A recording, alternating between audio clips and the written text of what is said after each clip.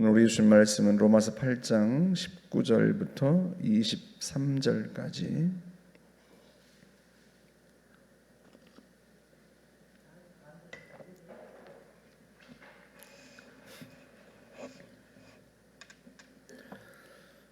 로마서 8장 19절부터 23절까지 제가 봉독해 드리겠습니다.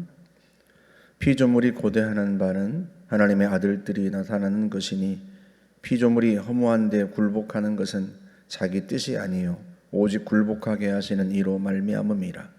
그 바라는 것은 피조물도 썩어짐의 종로로 탄 데서 해방되어 하나님의 자녀들의 영광의 자유에 이르는 것이니라. 피조물이 다 이제까지 함께 탄식하며 함께 고통을 겪고 있는 것을 우리가 아느니라. 그뿐 아니라 또한 우리 곧 성령의 처음 익은 열매를 받은 우리까지도 속으로 탄식하여 양자 될 것 곧 우리 몸의 성량을 기다리느니라. 아멘. 19절부터 23절까지의 말씀은 좀 느닷없는 말씀처럼 보이죠. 우리가 하나님을 아빠, 아버지라 부르게 되었고 양자, 곧 하나님의 자녀로 입양되어서 하나님 나라 상속자가 되었다. 그 이야기를 하다가 느닷없이 피조물에 대한 이야기를 하십니다. 그 피조물로 번역된 이 크티시스라고 하는 단어가 본래 크티조라고 하는 동사, 만들어내다, 창조하다라는 동사에서 온 명사예요.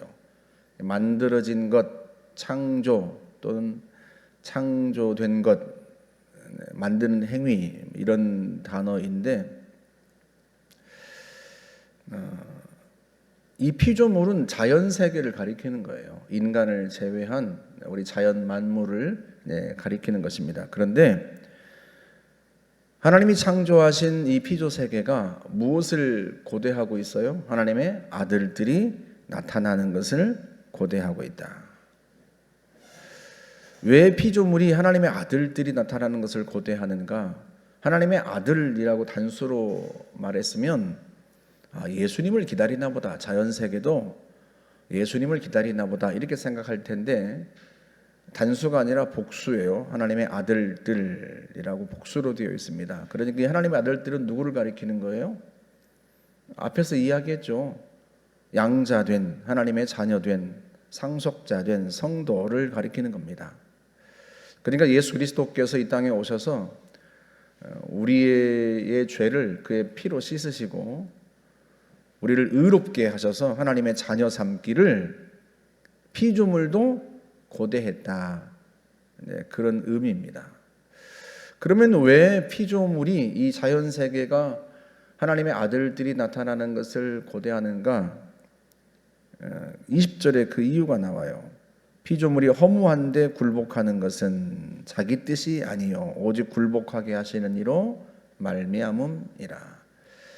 피조물이 허무한데 굴복했기 때문에 그래요. 이게 무슨 말인가?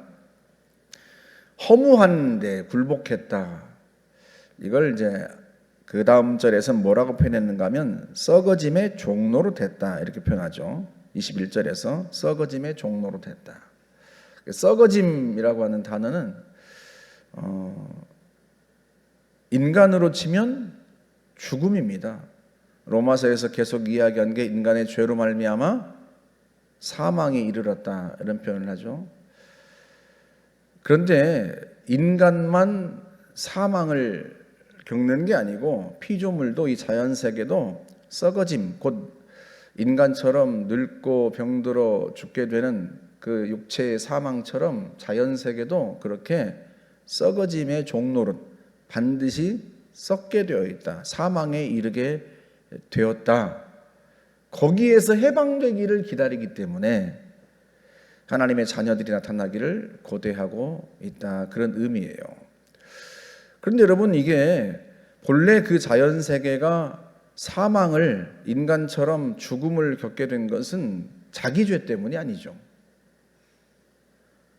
그래서 본문에서 20절 그렇게 표현하는 거예요. 자기 뜻이 아니에요. 피조물이 허무한 데 굴복한 것은 자기 뜻이 아닙니다. 자기 잘못이 아니에요. 피조 세계는 억울하죠. 왜? 인간이 죄를 지어서 사망에 이르게 된 것인데 인간만 사망의 저주를 받은 게 아니라 하나님께서 아담과 하와를 징벌하실 때 땅도 너로 말미암아 저주를 받을 것이다. 그렇게 말씀하셨단 말이죠. 그러니 피조 세계는 억울하죠. 하나님의 명령에 따라서 어쩔 수 없이 자신들도 그 썩어짐, 사망의 종로로 타게 되고 필연적으로 늙고 인간으로 치면 늙고 병들고 이제 죽게 되는 건데 그게 자기 뜻이 아니에요. 자기 죄도 아니고 자기한테 그 이유가 있는 게 아닙니다. 인간에게 그 이유가 있죠. 근데 왜 하나님이 그렇게 하셨는가?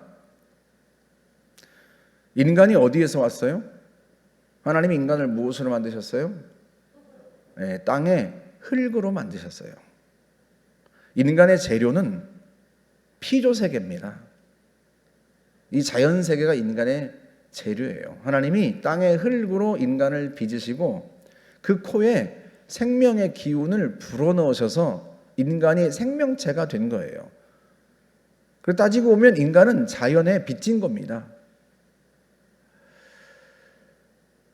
그런데 하나님께서 인간이 범죄했을 때 땅도 함께 저주를 한 거죠. 그래서 그 인간의 죄로 말미암아 사망이 오고 땅도 마찬가지로 같이 한 운명 공동체였던 거예요. 여러분 창세기 3장에 보면 하나님께서 에덴 동산 중앙에 뭘 두셨죠? 선악을 알게 하는 나무뿐만 아니라 생명나무도 두셨습니다.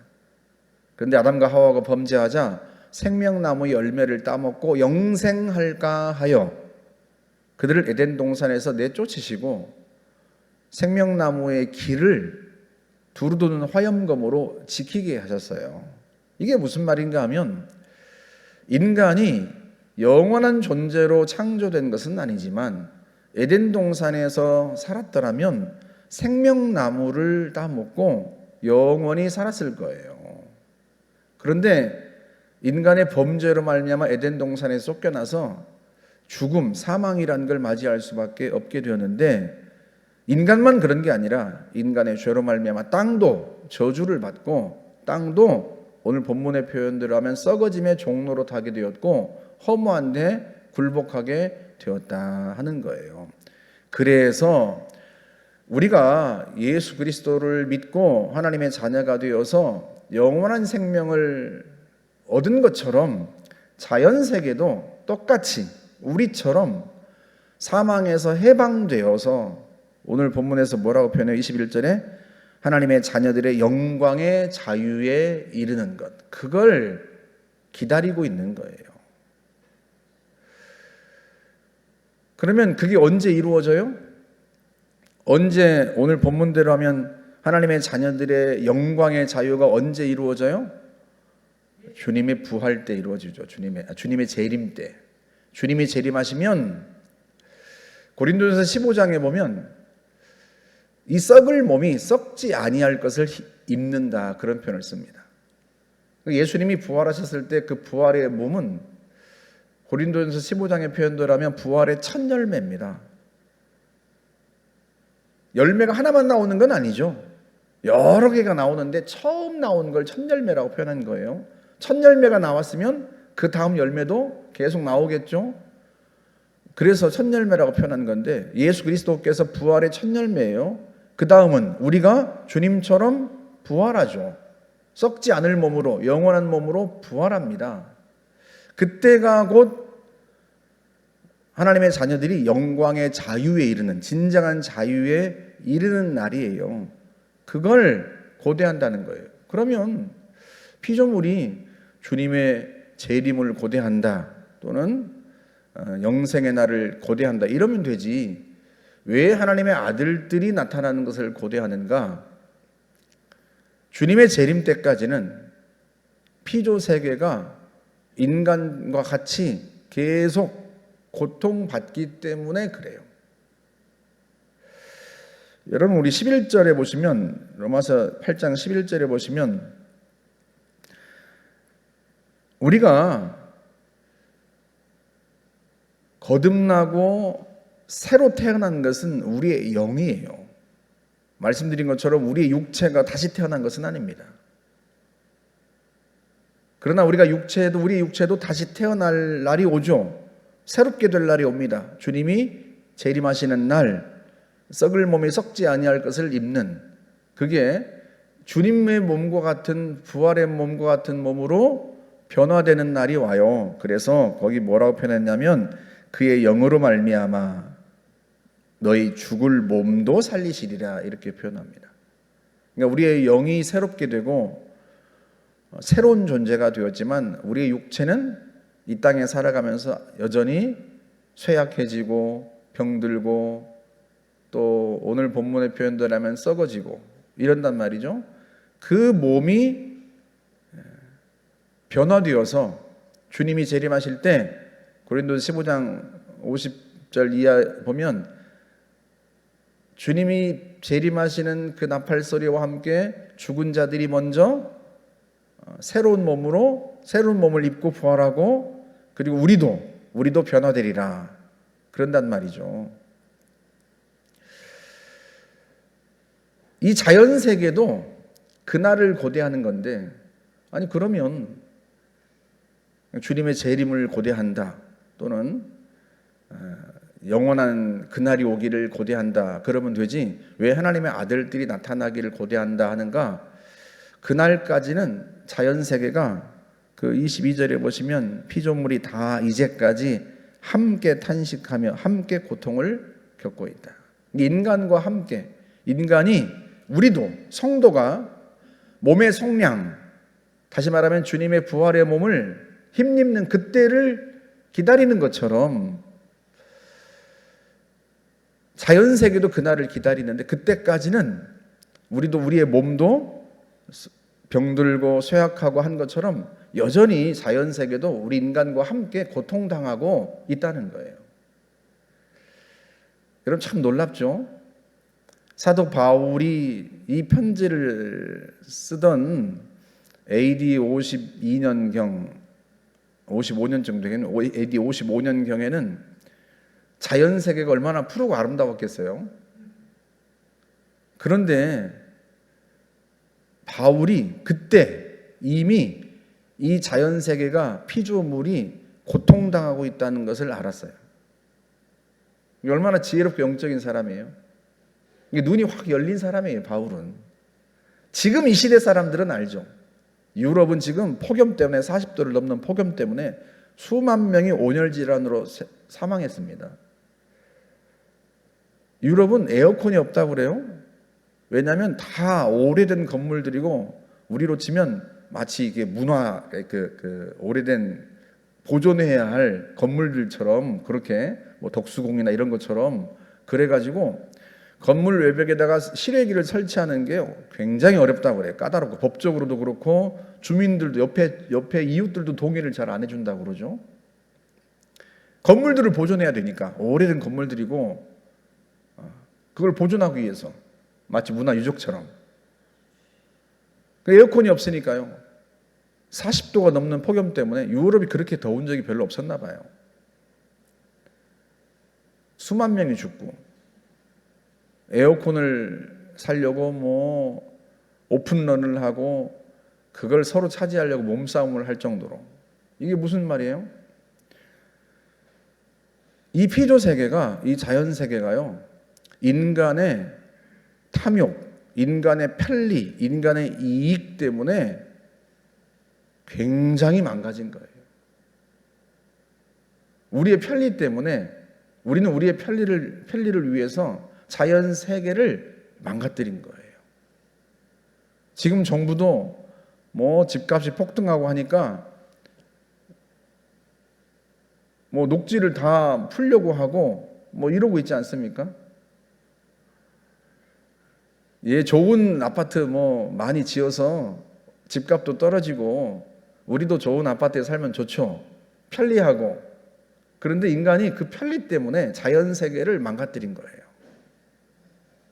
그래서 피조 세계가, 피조물이 하나님의 아들들이 나타나기를 고대하고 있는 거예요. 주님의 재림을 고대하는 게 아니라, 이 피조 세계가 주님의 재림에서 새롭게 되는 때를 기다리는 게 아니라, 그날은 좀 멀었고 하나님의 아들들이라도 빨리 나타나기를 고대했던 거예요. 왜? 하나님의 아들들이 나타나면 어제 우리가 본 것처럼 하나님이 지으신 하나님의 나라뿐만 아니라 이 피조 세계도 엄밀하게 말하면 우리가 다 상속자거든요. 다 하나님의 것이잖아요. 하나님의 나라를 더 아름답고 더 영광스럽게 만들어가는 그 상속자의 책임을 하나님의 나라를 위해서뿐만 아니라 지금 이 땅, 이 세상을 위해서도 하나님의 나라, 하나님의 아들들이 해줄 것을, 책임을 다할 것을 기대하는 거예요. 그러니 얼마나 사도 바울의 이 해안이 얼마나 놀라워요. 그때 벌써 2000년 전에 이 피조 세계가 고통당하고 있다는 것을 알고 하나님의 아들들이 나타나면, 상속자가 나타나면, 예수 그리스도로 말미암아 하나님의 자녀가 된 이들이, 양자가 나타나면 그 양자가 하나님이 주신 이 세상도 관리할 것을, 더 아름답고 더 영광스럽게 만들 것을 알았던 거죠.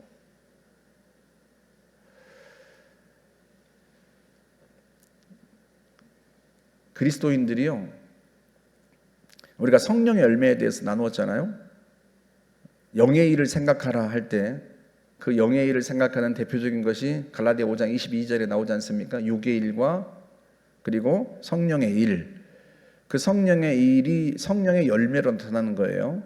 그 성령의 9가지 열매 중에 영의 일을 생각하고 영을 따라서 살면 우리에게 열매가 맺히는데, 인격처럼 보이는 9가지 성령의 열매가 맺히는데 그중 맨 마지막 게 뭐예요? 절제입니다. 피조 세계가 그 고통을 조금이라도 줄이려면 성령의 열매를 얻은 우리의 인격 속에서 그 열매가 맺힌 하나님의 아들들이 절제하는 삶을 사는 거예요. 절제하는 삶을 살기 때문에 피조 세계가 하나님의 아들들이 나타나기를 고대하는 겁니다. 그래야 덜 고통당해요. 덜 탄식해요.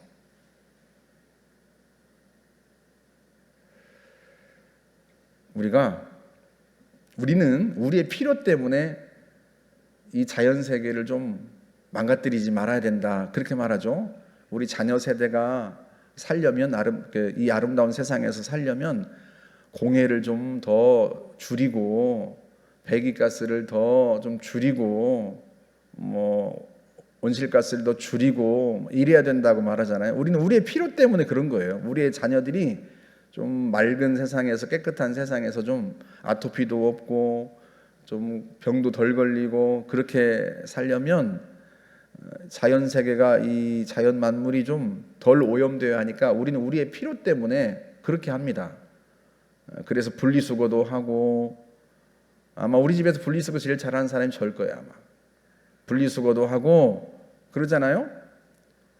우리의 필요 때문에 그러지만 사실은 피조 세계는요, 진정한 하나님의 자녀들, 하나님의 진정한 자녀들이 나타나서 내가 진짜 하나님의 자녀니까, 하나님이 내 아버지니까 하나님의 나라, 내 아버지의 나라를 위해서도 내가 봉사하고 헌신해야 되겠다 생각하고, 또 지금 우리가 살아가고 있는 이 세상도 하나님의 것이기 때문에 우리의 필요 때문만이 아니라 하나님의 것을 더 아름답고 더 영광스럽게 만들어 가야 되겠다고 생각하는 그런 하나님의 자녀들이 되기를 바라는 거예요. 그게 주님의 말씀이에요. 하나님이 이 세상을 지으시고 보시기에 아름다웠다고 그랬습니다. 보시기에 아름다운 세상을 인간이 다 망가뜨리고 있어요. 그 망가뜨린 결과를, 그 피해를 결국 우리가 당합니다. 왜? 자연 세계와 인간은 한 운명 공동체예요. 인간이 땅의 흙으로부터 지어졌고요. 그리고 인간의 범죄로 땅도 함께 저주를 받았고요. 그래서 땅도 이 피조물도 영광스러운 자유, 하나님의 자녀들이 누리는 영광스러운 자유를 기다립니다. 우리처럼 똑같이 우리가 몸의 속량을 기다리는 것처럼 우리의 영혼만이 아니라 우리의 몸도 주님의 부활의 몸으로 변화될 걸 기다리는 것처럼 그렇게 자연 세계도 그 영광의 자유에 이르기를, 썩어짐의 종노릇한 데서 해방되어서 하나님의 자녀들이 누릴 그 영광스러운 자유를 그들도 기다립니다. 우리는 한 운명 공동체인 거죠. 이게 잘 이해가 안 되면 자연 세계를 아름답게 보존하는 것이 하나님의 자녀들의 사명이다, 책임이다, 이게 잘 수긍이 안 되면 우리가 내 필요 때문에라도, 내 자녀들이 살아갈 세상이니까 내 필요 때문에라도 우리가 자연을 더 잘 보존하고 그렇게 살아가야 돼요. 절제라는 성령의 열매를 우리 속에서 길러내야 합니다.